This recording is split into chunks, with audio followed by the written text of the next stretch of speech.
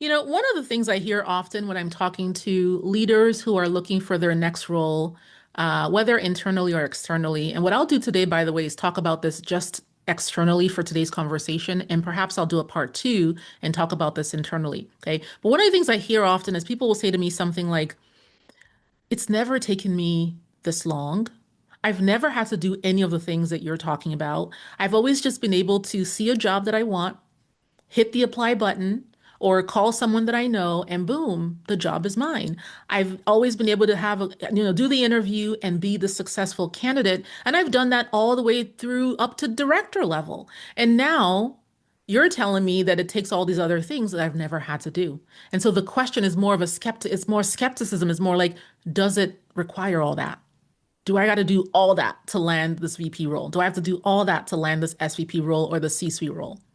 Okay. And that's the sentiment I want to address today. Okay. And let me tell you the angle I'm going to talk about this from, because the answer is yes. The answer is yes. You will have to do more. You will have to polish up your brand and your presence and all the things you've heard me talk about in our episodes in the past. Okay. The answer is yes. But I want to talk about this from the lens of, when you see somebody else who has done those things, who has landed the role, what it took for them. Because here's what I realized after many years, right? And we're now in our ninth year of doing this officially, professionally, coaching hundreds of women leaders into their next role. Okay. Here's what I've realized is that most people treat executive coaching in the same way they would treat therapy. Most people treat executive coaching like they would therapy, not because they're the same. They're not. Not because we spend all day talking about feelings and emotions. We don't. Far from it. But because most highly accomplished leaders do not tend to admit publicly that they needed expert help on something like their career. Most people who are VP or SVP or C-suite level do not tend to admit that they had to hire an executive coach to help them do their brand, that they had to hire an executive coach to help them land the job, right? In the same way they would keep therapy close to the vest and not share that publicly on their LinkedIn, right? Or not lead with that in a networking conversation. That's the same thing with executive coaching for a lot of people. There's some who are not, who are different, of course, but most people, that's how they treat it. Okay. It's one of the reasons I am extremely grateful to our clients who agree to come on camera with me and share their experiences working with us and share their stories. I recognize what it takes to do that. I recognize the level of self-awareness, right, that it takes to do that because the norm, most people won't do it. They would prefer to, again, sort of project the image that they didn't need help. They did this on their own and all of that. Okay. Okay. And not only that, by the way, I think it's one of the things where like human nature, this is human nature. I'm not picking on anybody. This is human nature. What happens is when most people are, they achieve a goal. Let's say there's a goal they want to achieve. They achieve that goal. Okay. Most people unknowingly prefer to distance themselves from the version of themselves that may have one time felt defeated, dejected, overwhelmed, confused, right? They prefer to lock that person away and that because that person feels so different than who they are now, the transformation has been so great that that person doesn't exist anymore. Okay? That person doesn't exist anymore. And that's really important for you to know because when you're talking to somebody who has, let's say, landed the kind of role that you want, maybe they landed a skip level promotion, some kind of up level, they might say something to you like, oh, I just reached out to my network. Oh, my former boss just saw my LinkedIn and reached out with a role. Oh, I just talked about my experiences in that interview. Oh, I was just being my authentic self. Listen, girl, I was just myself. And that's it just worked out because it was meant for me. If it's meant for you, it's meant for you. What's yours is yours. No one can take away what's yours. All the cliche things that we say. It's complete BS. It's BS. At the very least, it's misleading. Okay? Because it took more than that. It took a lot more than that. And it's not that they're not intentionally trying to mislead when they do that. That really is sort of the perception that they have. Because as it turns out, even accomplished people, most people, even highly accomplished ones, are not that great. We're quite terrible, actually, at recalling and recounting the journey to a certain destination. Most people, unless they were capturing it, you know, as they were doing it, contemporaneously, unless they were writing it down in a journal somewhere as it was happening. Most people, when you ask them to tell you what it was like and what it took, most people are not that good at recalling and recounting the details. So when you see somebody land that skip level promotion that leads to a massive increase in their scope, when you see somebody go from leading a team of 2 to a team of 800, which by the way, we've accomplished in our program. When you see somebody go from, one comp to a comp that's now 3x that, which we accomplished in our program, just know, whether they admit it or not, just know that it took a lot more. So do not be unkind to yourself. Do not beat yourself up and say, why isn't this easy? Why haven't I figured this out? Why haven't I landed the job? Why am I not the obvious choice? Don't start thinking something nefarious is going on. There's another hidden reason why I'm not the selected candidate. No, no. It took them a lot more than that.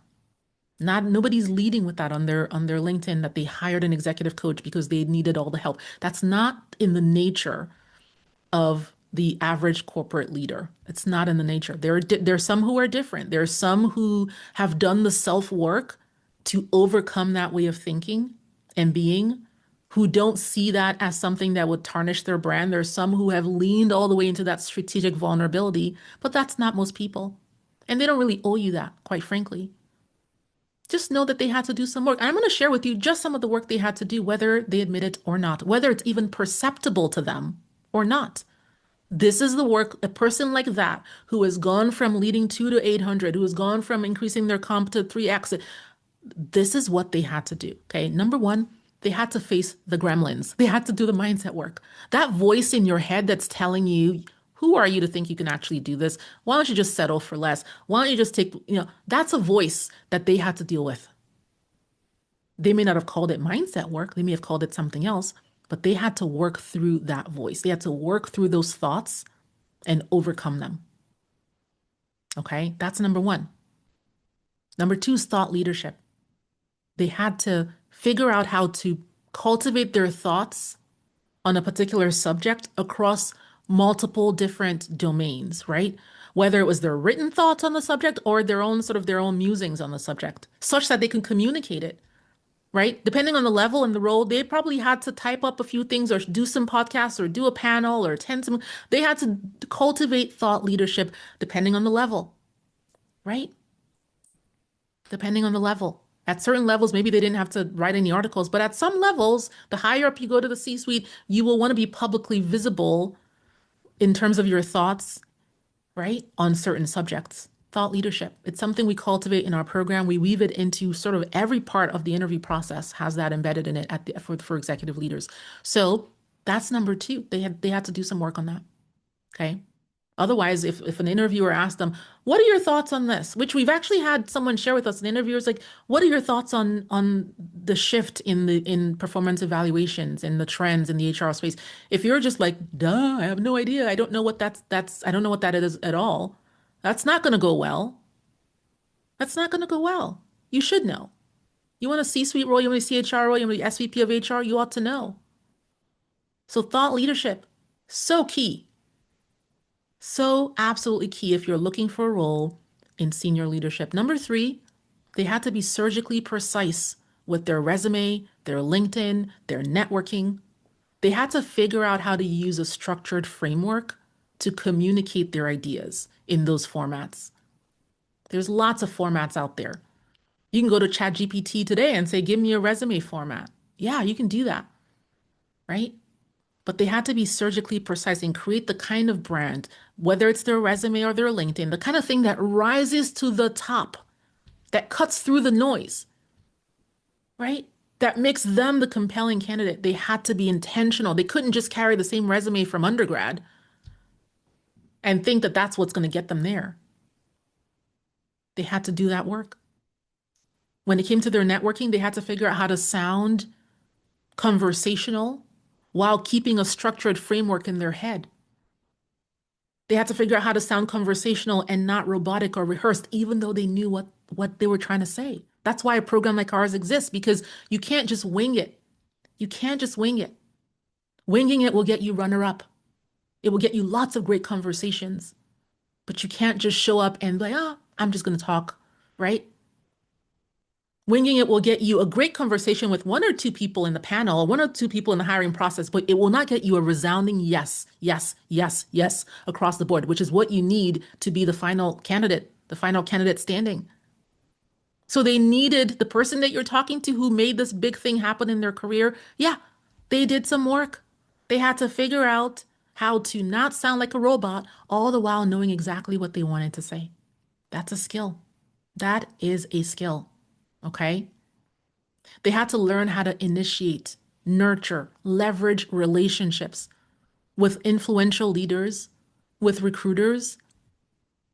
They had to figure out how not to get ghosted, how not to get, when someone hasn't followed up and hasn't responded, what do you do then? They had to figure that out. They had to figure out the right kind of scripts. How do you get the conversation going? How do you reach out to someone who does not know you on LinkedIn and not sound like spam?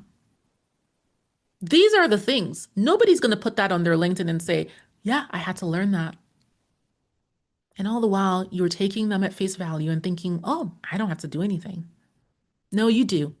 You do. They had to learn how to be experts at handling every conceivable interview style. There's lots of interview styles, not just behavioral questions, not just the Q&A, right? You've heard me talk about that here on this podcast, the different interview styles and how to navigate them. They had to learn that. Not just the nice, polite, feel-good ones where everyone's like nodding along as you're talking, right?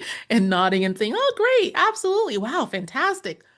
They had to learn how to deal with the ones that were a bit more, confrontational, a bit less feedback, a bit more pushing back on their ideas. They had to learn how to hold their own in those conversations as well, especially those of you who are looking at the C-suite, right? They had to learn that. They had to figure out how to anticipate and respond to interview questions. Because guess what? There are a million permutations of questions. You can't prepare for all of them. I don't care how great your interview prep is, you will get questions that you did not prepare, and they will throw you off. So you have to learn what's a framework, what's a formula, how am I going to answer questions even when I didn't prepare for this question? That's a skill, right? They had to, of course, learn how to negotiate.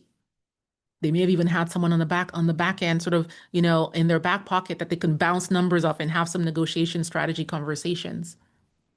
These are the things, right? But you are saying to yourself, why should it take me all that? I didn't really need that before. I can do this on my own, right? And I think that's a form of being unkind to yourself when you're comparing yourself to people and they have different tools that you have not allowed yourself to have. I don't think that's very kind. I think that is a way to beat yourself up essentially, right? So what I wanted to do in this episode was show you what is true, okay? Because if you are relying on just information that's publicly available, you're missing it. You're missing it. Even your C-suite leaders have coaches, they have resources, they have people behind the scenes. They also get scared. They also deal with fear. They also deal with imposter syndrome. They also deal with not being sure if they've got it. But they show up, right, in public, ready to lead, ready to take charge, ready to communicate in a way that gets things done, right? Are you arming yourself with that level of strategic support? That's the question for you. Okay. So if you're asking the question, Stella, does it take all that? Does it really? Yes, it does. It does. It does. And this is a moment of truth for you. Okay. I've talked to many of you recently who told me, I want to be in this job by the start of the new year. I want to be in this job before the end of Q1. You have to ask yourself if your current trajectory is leading there. You have to ask yourself if all the things I listed here, and I think there were seven of them, if you can check those boxes and say, yep, yep, yep, I have armed myself with the best tool set, with the best strategic support in these areas to make this happen. If the answer is not a resounding yes, then you have to ask yourself how serious you are about those goals and those timelines, because you can't have both. You can either get serious about them by giving yourself those tools and those resources, or you can say, I'm hoping that they happen, but I'm not really committed to making them happen. There's nothing wrong with that. It's just a matter of clarity, right? So hopefully this was helpful. Hopefully this gave you a bit of sort of behind the scenes information, okay? I talk to leaders every single day across multiple levels, everywhere from manager all the way to board members, C-suite leaders. And I can tell you the conversations are pretty much the same. They're pretty much the same. right? But when you look on people's sort of publicly facing brand, it's easy to think they did it themselves. They have it all together. They were just born with it. They weren't born with it. They got the help. They found the money, they found the time, and they made it happen. And you can too. Okay. If you know that this is the sort of support that you need in your career, because you know that you want to land your external role to senior director, VP, all the way to the C-suite, then get in touch with us. Link is in the show notes for the Career Catapult Executive Coaching Program. Let's not only get you ready, let's get you in the seat. Okay. Go ahead and click that link and book a call with us and let's have a conversation. But I want you to share this episode with someone who you know has been sort of waffling back and forth about their goals and their timelines and what it takes. Okay. And I want you to further this conversation and more importantly, take the kind of action that's going to get you there. Thanks again. We'll see you soon.